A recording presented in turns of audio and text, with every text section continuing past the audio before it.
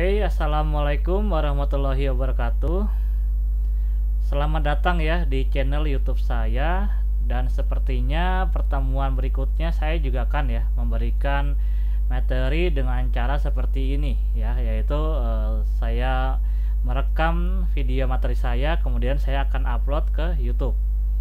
Nah, kenapa saya menggunakan platform ini ya dari platform sebelumnya? Karena ya menurut saya itu YouTube mungkin merupakan platform yang cukup aman ya sekarang ini gitu. Jadi selama masa PSBB ini untuk sementara materi kuliah saya berikan melalui YouTube ya, di channel yang ini ya, channel saya ini. Oke, langsung aja ya, kita ke materi kali ini. Setelah kemarin UTS ya, kita akan melanjutkan membahas ya materi kuliah kita, audit sistem informasi ya. Sebelumnya saya mau mengaktifkan musik kali ya sedikit untuk lebih rileks kitanya.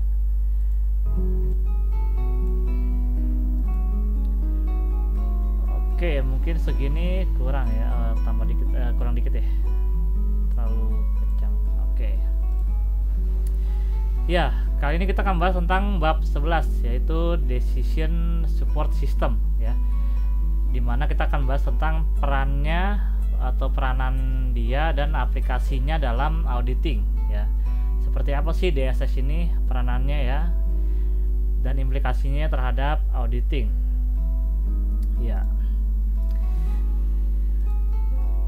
Jadi pertama kita akan membahas tentang sejarah ya, sejarah perkembangan komputer ya, dimana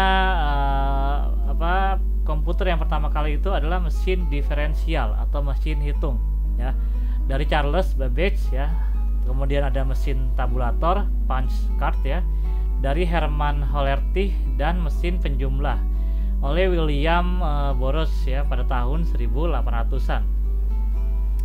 Nah, kemudian tahun 1937 ini Howard H ya, dia menciptakan mesin ya, yang mana hasil dari pengembangan gagasan ya dari si Charles Babbage ini, yang dinamakan itu mesinnya adalah Mark I ya. Mark I ini adalah mesin atau komputer pertama ya yang diciptakan oleh Howard pada tahun 1937 ini ya. Kemudian lanjut lagi, yaitu ada lagi ENIAC ya. ENIAC ini adalah elektronik ya, numerical integrator and computer. Nah, dia tuh menggunakan tabung besar ya. Kemudian hasil kerjasama ya. Jadi ENIAC ini merupakan hasil kerjasama antara pemerintah Amerika Serikat ya dengan University of Pennsylvania ya. Kemudian ENIAC ini juga dirancang oleh si John Presper ya dan John W. McLeay ya, dan diperkenalkan pada tahun 1946. Nah, kemudian lahir lagi komputer generasi kedua ya. Generasi kedua ini lahir pada tahun 1950-an ya, dan komputer generasi ketiganya lahir kembali pada pertengahan tahun 1960-an ya. Jadi generasi kedua ini udah nggak memakai tabung besar lagi ya. Kemudian generasi ketiga ini dia jauh lebih kecil dibandingkan generasi kedua ya. Nah, ini bisa kita lihat dulu ya, gambar ya dari beberapa komputer zaman dulu tuh seperti apa sih ya. Oke, ini dia beberapa komputer ya,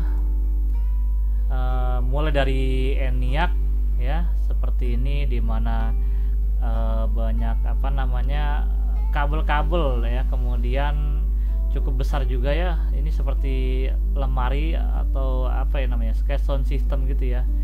Nah, ini komputer yang pertama. Kemudian komputer gen kedua mulai kecil ya dia, walaupun ini cukup besar juga ya.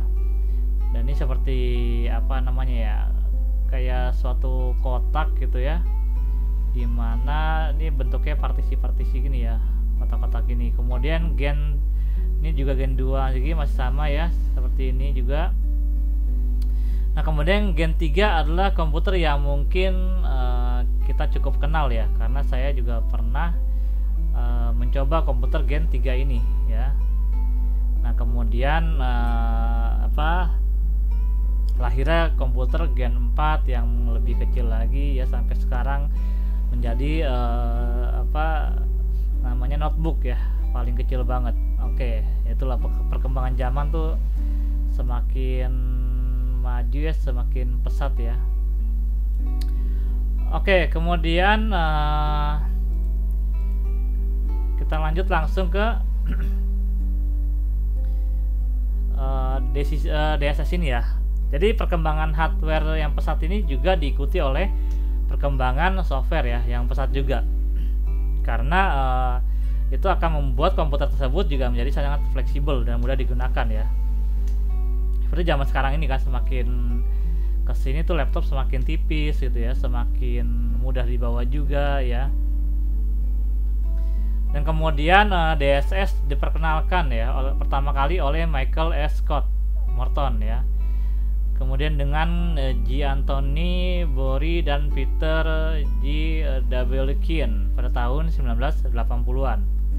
DSS atau Decision Support System ini menurut Weintraub Martin ya tahun 2002 itu adalah sistem berbasis komputer gitu ya. Hampir selalu almost always interaktif ya, hampir selalu interaktif. Kemudian dengan desain ya yang dirancang sedemikian rupa untuk membantu manajer ya dalam mengambil keputusan. Nah, kemudian menurut Jogianto ini ya, DSS ini atau sistem penunjang keputusan ini ya adalah suatu sistem informasi untuk membantu manajer level menengah ya untuk proses pengambilan keputusan. Ya, kemudian nah di sini ada beberapa penggunaan DSS ya. Pertama, dia digunakan untuk penyerapan informasi dari basis data ya. Kemudian ada juga rekonfigurasi data ya. Yang kemudian lagi ada juga untuk kalkulasi, penghitungan ya, analisa statistik ya. Biasa dipakai untuk menghitung rasio-rasio ya, kemudian optimasi dan lain-lainnya ya. Nah, tujuan Decision Support System ini ya, pertama, sistem itu harus dapat membantu manajer dalam membuat keputusan guna memecahkan masalah yang semi terstruktur. Nah, masalah semi terstruktur ini seperti apa sih? Nanti akan dibahas di slide berikutnya. Nah, yang kedua adalah sistem harus dapat mendukung manajer ya, bukan mencoba untuk menggantikannya, seperti itu. Yang ketiga juga sistem harus dapat meningkatkan efektivitas pengambilan keputusan manajer ya. Jadi sistem ini dapat membantu manajer untuk cepat ya untuk mengambil keputusan. Nah, posisi dari sistem pendukung keputusan itu ya, di sini ada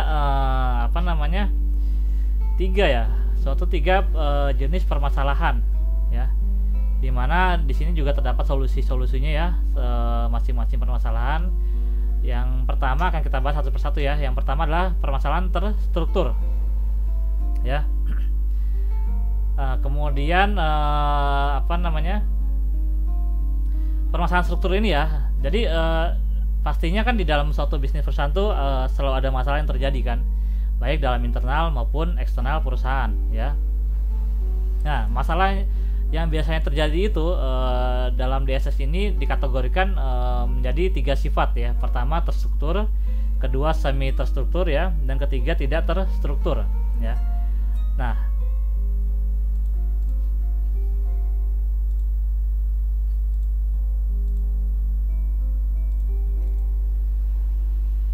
oke. Oh, ini harusnya ini di slide ini ya sebelumnya ya, baru ini. Oke, nggak apa-apa. Kita kesini dulu deh ya. Jadi di sini ada 3 prinsip dasar ya sistem pendukung keputusan. Yang pertama adalah struktur masalah ya. Yang tadi saya bilang bahwa masalah ini dapat selalu terjadi di setiap perusahaan ya. Nah, biasanya dikategorikan menjadi 3 sifat yang tadi yang saya bilang, terstruktur, semi terstruktur, dan tidak terstruktur ya. Kemudian prinsip yang kedua dalam DSS ini adalah dukungan keputusan ya, yang akan kita bahas nanti berikutnya. Dan ketiga juga ada efektivitas keputusan ya. Nah, yang pertama kita akan membahas tentang struktur masalah ya. Oke, struktur masalah ini yang pertama adalah terstruktur ya, yaitu masalah yang rutin ya, yang rutin sering terjadi, dan penyelesaian masalahnya sudah mempunyai fase-fase yang terstruktur ya, seperti adanya prosedur untuk mengetahui solusi terbaik dengan menggunakan SOP yang ada. Kemudian tujuan SOP juga dengan jelas terdefinisi ya, sehingga penyelesaian dapat dilakukan dengan rumus-rumus yang sesuai ya, sesuai dengan isi dari SOP itu sendiri. Nah, contohnya ini adalah seorang pilot ya yang akan menerbangkan pesawatnya. Nah, kita sudah pasti bisa ngebayangkan bahwa sebelum menerbangkan pesawat pasti ada beberapa SOP yang harus dilakukan oleh pilot tersebut. Nah, jadi masalah untuk menerbangkan pesawat itu sudah ada solusinya, seperti itu ya. Nah, kemudian pemberian cuti karyawan ya, itu juga sama, sudah ada SOP-nya tersendiri ya. Jadi masalah untuk pemberian cuti ini sudah adalah penyelesaian solusinya dengan SOP yang ada. Ada lagi denda peminjaman buku nih ya. Mungkin bagi mahasiswa yang meminjam buku di perpustakaan ya, berapa dendanya juga masalahnya kan adalah kalian denda melewati batas waktu yang ditentukan peminjamannya. Nah, itu masalah tersebut sudah ada penyelesaiannya ya gitu ya, yaitu dengan SOP yang diberikan oleh si perpustakaannya ini sendiri gitu. Nah, ini juga sama dengan perusahaan ya. Seperti misalkan kita meminjam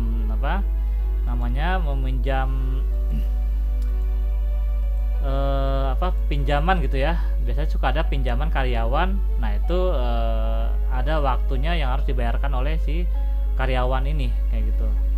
Nah, kemudian penutupan rekening ini juga sama ya. Jadi masalah untuk penutupan rekening ini orang tersebut ya langsung aja datang ke perusahaan tersebut ya, atau bank dalam hal ini. Kemudian pihak bank juga sudah mempunyai SOP-nya ya terkait dengan permasalahan untuk atau aturan untuk penutupan buku ya. Nah, karena masalah yang dihadapi adalah terstruktur, artinya masalah ini adalah masalah yang rutin dihadapi dan sudah ada prosedurnya seperti itu. Nah, lanjut lagi adalah semi terstruktur ya.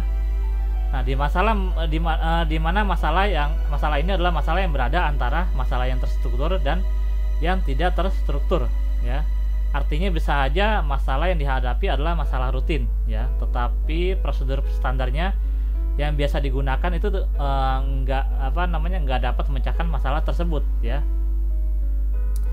Terus kemudian pengambilan keputusan ini untuk masalah semi terstruktur juga menjadi pengambilan keputusan semi terstruktur, artinya pertimbangan ya. Jadi pertimbangan dari manajer ini ya, atau dari pengambilan keputusan ini ikut juga mengambil peran ya, sehingga kadang keputusan yang diambil oleh manajer itu berbeda dengan prosedurnya. Contohnya pemberian kredit ya. Nah, pemberian kredit ini kan sebenarnya SOP-nya udah ada ya, di mana si marketingnya ini sendiri kan harus mengikuti SOP yang diberikan oleh si manajer ya kan. Contohnya saat marketingnya ini mencari konsumen, otomatis dia harus menanyakan gaji dari si konsumen itu sendiri, kemudian tempat tinggalnya juga ya kan, dan juga apa sih yang bisa diberikan jaminan ya, yang dijadikan jaminan oleh si pelanggan ya atau konsumennya untuk dijadikan konsumen kreditnya si marketing tersebut ya. Nah, masalahnya marketing ini kan saya sering tuh mendengar marketing dari bank-bank gitu ya. Dia selalu masalahnya adalah target ya, dikejar-kejar target.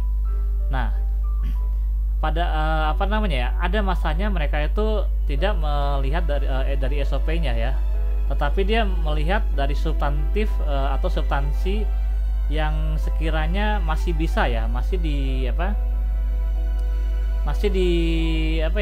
diberikan kebebasan sedikit walaupun masih on the track ya, atau masih sesuai dengan SOP-nya. Contohnya misalkan si konsumen A ini dia gajinya tuh di bawah yang sudah ditetapkan oleh SOP dari banknya itu sendiri, tapi jaminannya atau tempat tinggalnya itu jelas ya, jelas ada gitu ya, tidak bias gitu ya. Nah itu terkadang manajer ini dia suka mengapprove gitu ya, mengapprove dari pemberi kredit untuk konsumen ini ya. Itu banyak ya. Jadi ada orang tuh yang gaji yang masih di bawah standar SOP mereka, itu masih bisa diberikan pemberian kreditnya ya, masih diberikan kredit. Yang penting itu dia ada beberapa substansi ya atau poin-poin dari SOP itu yang sudah termasuk kriteria ya untuk untuk diberikan kredit kepada konsumennya. Nah seperti itu ya. Jadi ada beberapa pertimbangan yang di luar SOP itu bisa dilakukan oleh manajemen atau manajer ya. Nah itu adalah masalah semi terstruktur ya. Ada juga pemberian dana CSR dan lain-lain. Nah kemudian terlanjut lagi. Yang ketiga adalah masalah tidak terstruktur ya. Jadi masalah ini sering diselesaikan dengan intuisi atau insting manusia ya. Tidak ada model pemecah masalahan pada masalah tersebut ya. Contohnya pengembangan jenis usaha baru ya, atau pengembangan jenis makanan baru gitu ya. Jadi itu nggak ada model untuk memecahkan masalahnya. Kalau misalkan dia pengen mencoba untuk membuat menu baru ya, atau membuat usaha baru ya, itu diselesaikannya dengan insting mereka sendiri gitu ya. Jadi yang menurut dia mungkin jenis usaha ini kalau saya buat itu akan berkembang gitu ya. Nah itu tidak ada tuh pemecahan masalahnya ya. Nah makanya kadang beberapa restoran atau beberapa perusahaan dia tuh mempunyai masalah yang tidak terstruktur ini ya. Kemudian keputusan merger juga ya, di mana perusahaan ini mungkin pertimbangan si manajer ini dengan perusahaan dia melakukan merger terhadap perusahaan ini akan menaikkan harga saham dia gitu. Nah itu tidak ada model untuk memecahkan masalahnya ya. Jadi sesuai dengan intuisi atau insting manusianya. Kadang ada beberapa manajer juga karena dia sudah terbiasa melakukan suatu perencanaan dengan menggunakan insting dia, sehingga ya tidak diperlukan pemecahan masalah yang sudah ada SOP-nya segala macam ya. Jadi seperti itu. Nah kemudian DSS ya dikembangkan khusus untuk menyelesaikan masalah ya, yaitu masalah semi terstruktur ya. Nah DSS ini dikembangkan untuk menyelesaikan masalah yang membutuhkan pertimbangan manajer juga, tetapi tidak jauh dengan SOP yang ada, seperti itu ya. Jadi menggabungkan antara masalah yang tidak terstruktur dengan masalah yang terstruktur. Oke, kemudian prinsip yang kedua adalah dukungan dukungan keputusan ya. Jadi sistem pendukung keputusan ini atau DSS ya tidak dimaksudkan untuk menggantikan manajer ya, karena komputer berada di bagian terstruktur gitu. Jadi sementara ini ya manajer berada di bagian yang tidak terstruktur ya, sehingga mereka berdua ini harus bekerja sama ya sebagai sebuah tim pemecah masalah yang menjadi semi terstruktur ya. Nah, manajer mempunyai penilaian atau insting ya, atau pertimbangan terhadap jalannya perusahaan ke depan ya, dan melakukan analisis. Tapi manajer membutuhkan komputer untuk membuat perencanaan manajer tersebut menjadi lebih cepat gitu, sehingga menentukan pengambilan keputusannya jauh lebih cepat juga ya jika dengan menggunakan sistem DSS ini ya. Nah kemudian ketiga adalah efektivitas keputusan. Tujuan utama dari sistem pendukung ini ya bukanlah mempersingkat waktu pengambilan keputusan sebenarnya, tetapi agar keputusan tersebut dihasilkan dapat lebih baik ya. Antara si manajernya ini yang mempunyai planning ya, mempunyai perencanaan dan mempunyai analisis sesuai pertimbangan dia ya. Kemudian dituangkan atau bekerja sama dengan hardware ya, yaitu komputer, sehingga hasil keputusan ini dapat lebih baik, dapat lebih tepat gitu. Jadi tidak bias ya. Oke, lanjut lagi. Nah, ini adalah komponen DSS ya, dimana manajer ini harus mengikuti komponen-komponen yang ada di dalam ini ya. Pertama adalah adanya pemakai sistem ya. Pemakai sistem ini adalah si manajernya ya, atau pembuat keputusan atau pengambilan keputusan ya. Nah, jadi pemakai sistem ini komponen pertama ya DSS itu adalah dialog manajemen ya. Jadi komponen ini di dalamnya merupakan komponen input dan output ya, yaitu suatu interaksi komunikasi ya antara manusia dengan komputer, yang hasil outputnya adalah berupa laporan khusus atau laporan rutin, biasanya dalam bentuk laporan keuangan ya, laporan aktuaria, atau laporan analisis rasio seperti itu ya. Nah, itu untuk dialog manajemen ya. Kedua adalah model manajemen. Nah, model manajemen ini dirancang untuk menggambarkan perencanaan ya, pergerakan, kemudian pelaksanaan serta pengawasan terhadap going concern perusahaan ya, atau kelangsungan hidup perusahaan ya. Jadi manajer ya atau pemakai sistem juga bisa menggunakan model manajemen seperti ini ya, untuk untuk melihat atau membuat planning ya terhadap jalannya perusahaan ke depan. Nah, kemudian yang ketiga ya, komponen yang ketiga adalah data manajemen. Data manajemen ini lebih ke tempat penyimpanan data perusahaan ya, yang dapat diakses oleh bersama gitu ya. Manajer bisa mengakses, komisaris bisa mengakses ya. Nah, seperti itu. Jadi komponen inilah yang dipakai oleh manajer ya untuk pengambilan keputusan. Nah, kemudian peran DSS di dalam auditing ya. Jadi auditor internal ini maupun auditor eksternal ya, dia mempunyai tugas yang hampir sama dalam praktik auditnya, yaitu sama-sama melakukan pemeriksaan ya terhadap kondisi perusahaannya. Nah, kemudian sistem penunjang keputusan ya memiliki kemampuan untuk meningkatkan efektivitas dan efisiensi dalam membuat keputusan audit ya. Nah, contohnya pengambilan sampel ya, analisis rasio-rasio dan lain-lainnya. Nah, beberapa peranan DSS dalam auditing yaitu pertama penjadwalan tugas staf audit ya. Nanti akan kita bahas di slide berikutnya. Kemudian kedua adalah penghitungan risiko ya. Ketiga adalah penyampelan sampling ya. Dan keempat adalah sistem pengendalian internal ya, atau internal. Nah, kita akan bahas di slide berikutnya nih. Oke, yang pertama penjadwalan staf audit ya, atau tugas staf audit. Nah, DSS ini mempunyai model optimasi ya, an attractive judgment scheduling system, dan sebuah database ya. Pertama, model optimasi.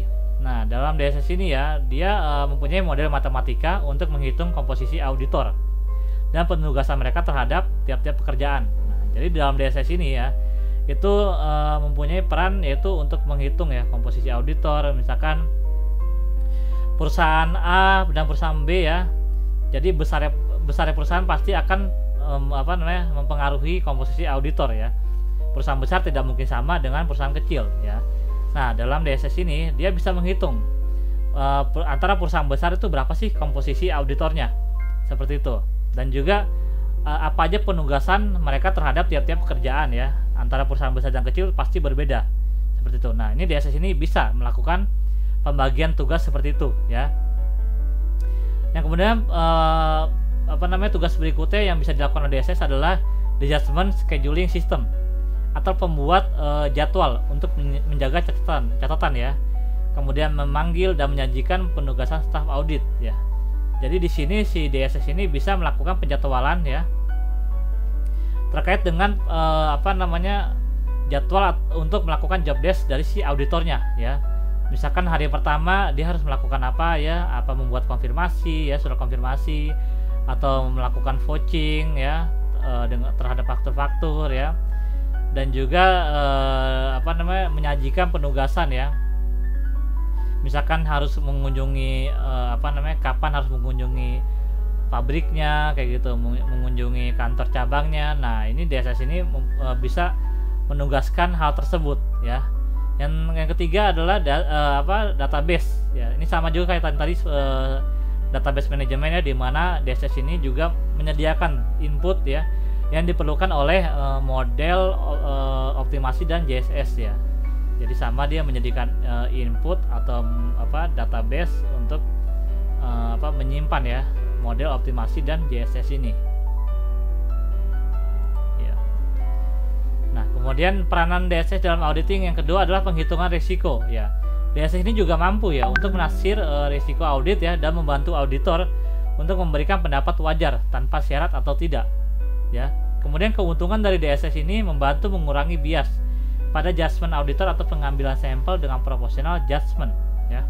Jadi tidak hanya menentukan pembagian tugas ya, menentukan komposisi staff, tapi dia juga bisa melakukan penghitungan risiko yang yang akan muncul pada perusahaan ya, atau kondisi perusahaan ini ya, seperti risiko bisnisnya ya, kemudian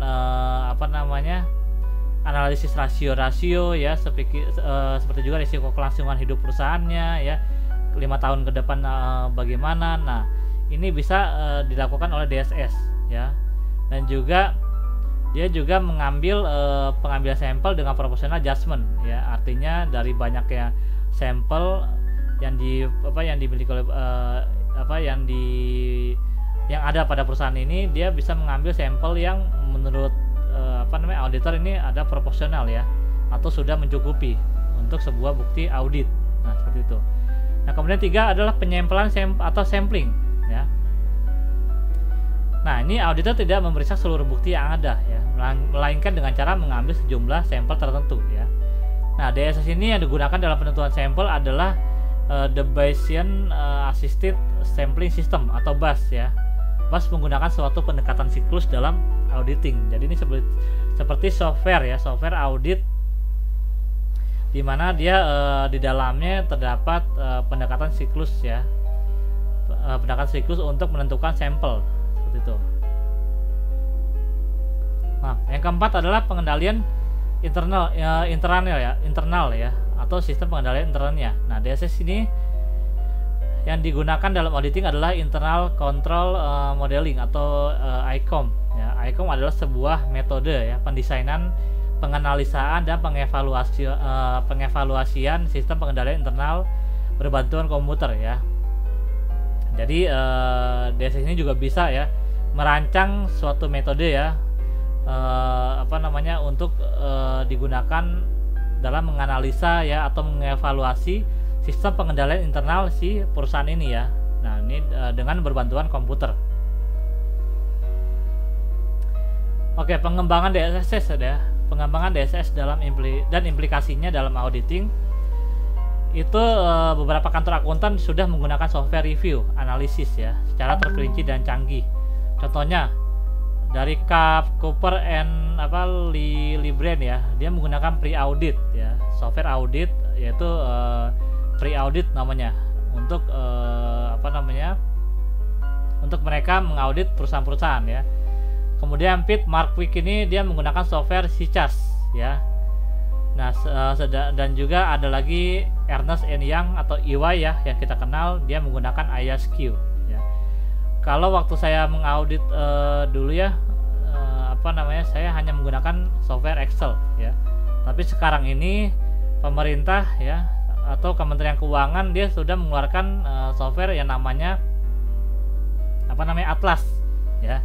Atlas ini sebenarnya basicnya adalah Excel ya. Cuma Atlas ini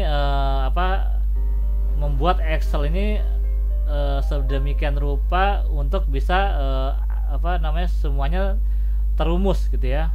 Artinya dari sheet ke sheet itu nyambung, saling ngeling lah seperti itu. Contohnya saat kita ya, saya pernah mencoba sedikit ya. Jadi saat kita melakukan input laporan keuangan ya perusahaan, itu otomatis dia akan menghitung resikonya sendiri ya. Jadi tanpa harus kita membuat manual ya, menghitung manual sendiri. Sedangkan dengan Atlas itu kita cukup memasukkan laporan keuangan, itu semua rumus ya sudah dihitung otomatis sendiri gitu. Jadi sehingga kita tinggal perlu menentukan langsung mulai mengaudit ya. Sampelnya pun juga sudah dirancang oleh Atlas sendiri ya. Jadi misalkan perusahaan ini asetnya berapa gitu ya, terus kemudian pendapatannya berapa. Nah itu setelah kita input di Atlas itu akan keluar berapa sampel yang harus kita ambil ya, kemudian resiko-resiko apa aja yang dimiliki oleh perusahaan ya, kemudian resiko kedepannya juga apa yang akan dihadapi oleh perusahaan itu keluar semua ya di Atlas itu. Nah sedangkan si 3 kantor akuntan ini dia sudah menggunakan software audit tersendiri ya di luar dari Excel ya. Kemudian kedua adalah mengevaluasi rekening-rekening yang bermasalah ya. Jadi DSS ini juga bisa membantu auditor ya dalam mengidentifikasi rekening-rekening yang bermasalah seperti rekening hutang piutang ya, terus persediaan dan pajak yang ditangguhkan ya. Jadi dengan software audit ini auditor dapat mengkaji riwayat pembayarannya ya, ringkasan laporan keuangannya dan tanggal-tanggal review pinjaman. Nah, DSS ini bisa melakukan hal tersebut ya. Bisa mengkaji riwayat pembayaran ya dari beberapa transaksi yang ada di rekening-rekeningnya ya. Nah, kemudian DSS ini juga bisa meringkas laporan keuangan ya.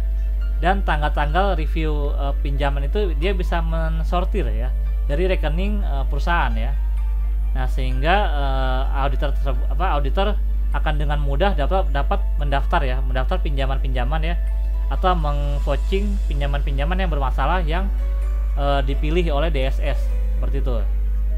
Sehingga itu akan memudahkan auditor ya dalam dalam hal waktu atau deadline yang ditentukan oleh manajer ya atau kapnya.